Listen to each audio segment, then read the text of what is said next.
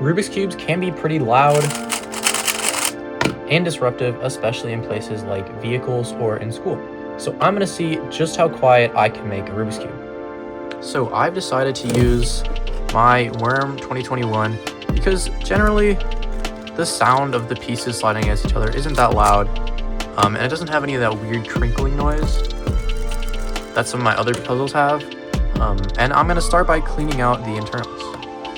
The biggest reason I'm cleaning it out is to get rid of all the dust and stuff inside, which can make the surfaces a little bit less even and cause a little bit more sound inside the cube, but it'll also give me an opportunity to lube it again later.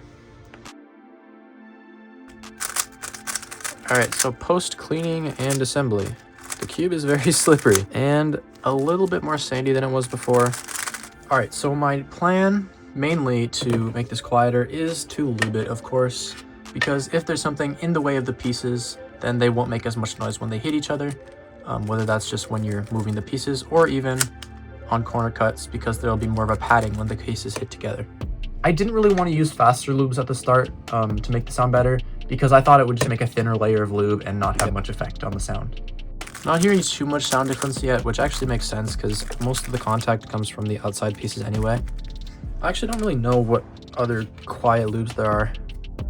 I just kind of guessed thicker lubes would be the best because they would stay thicker and that would just create more of a barrier. But as it turned out, the thicker lube was actually a pretty big contributing factor to the crinkle noise in the cube, and it wouldn't make my cube that much louder, but it is associated somewhat with bad sounds in cubes, so I just wanted to minimize the crinkle noise as much as I could. And with this information, I decided to stop using thicker lubes and go to thinner lubes and faster lubes to see if those could make the cube quieter without the crinkle noise. The next part of my original plan was to loosen the cube so I could have more space to put in a bunch of thick lubes, but now that I wasn't going to be using thick lubes, it didn't really seem to make that much sense. Loosening the cube pretty much just made it so that the pieces had a lot more space to move around, and it just made the cube a lot louder and clackier. This just sounds like a normal cube now. It's very, very loud. Tightening the cube also did very little, as it kept the pieces in place more, but also added to the friction from them rubbing up against each other, which makes more sound anyway. And finally, I got to lubing the other surfaces of the piece outside of the tracks, which is where most of the piece-to-piece contact is, so this should affect the sound quite a bit. I started out by putting some DNM 37, which is a fast and light water-based lube made by the Cubicle, and I put it pretty much all over the pieces, including in the tracks to try to dampen the crinkle sound from thicker lubes. Actually, pretty quiet. I also used some FC Calm, which speeds up the cube a little bit, but the biggest effect is making the cube much smoother, because it is a silicone-based lube. And smoother means there is less friction between the pieces hitting against each other, and so that also means a quieter cube. So at this point, I was pretty much done with the lubing and modding of the Worm 2021, and I was getting ready to do the sound test for the end. But randomly, in testing, the Tornado V3 I had as a part of the sound test turned out to be already so quiet that I thought I could make it quieter even than the Worm I just modded. So I gave the Tornado V3 the same lubing job, adding DNM to the tracks because the Tornado did have some crinkle in it. And then I added some DNM and FC Calm to the pieces, and it did sound very quiet, enough that it was maybe better than the Worm.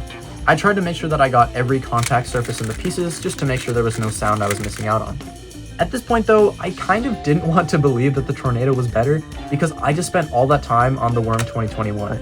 But, at least in person, I do think the Tornado sounds quieter, so it will be my silent cube. Here's a quick sound test.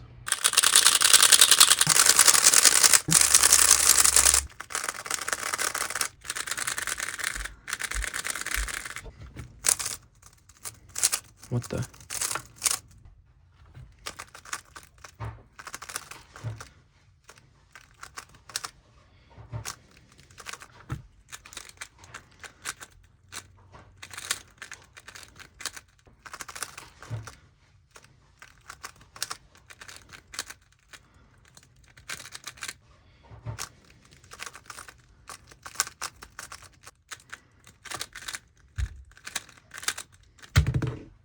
From what I heard, the sound is pretty similar between the cubes.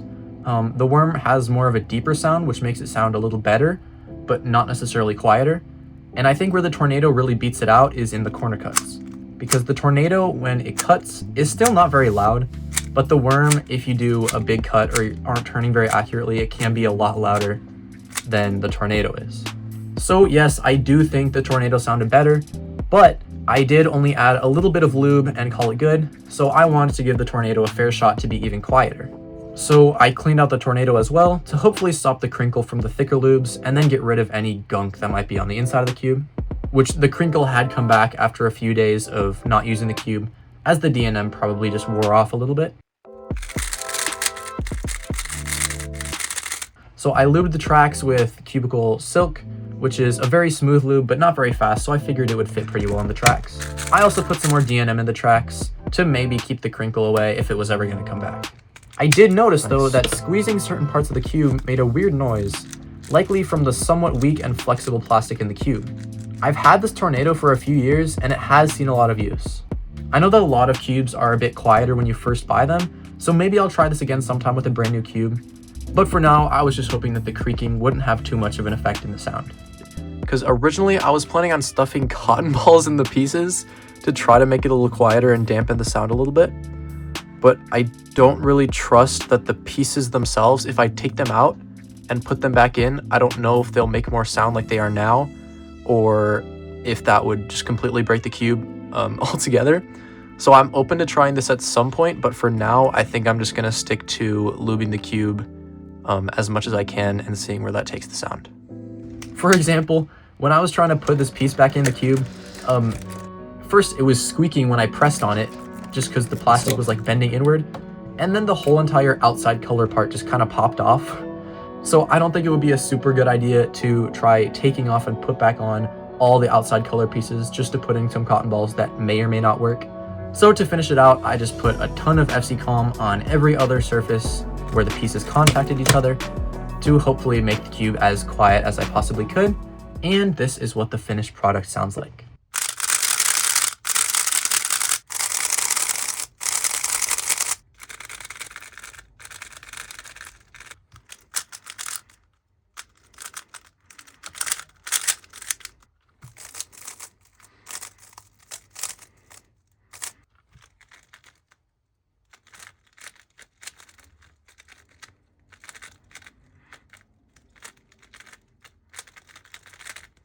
I honestly don't know if this extra stuff made much of a difference in the sound, but it still does sound very good and very quiet, and I'm happy with it.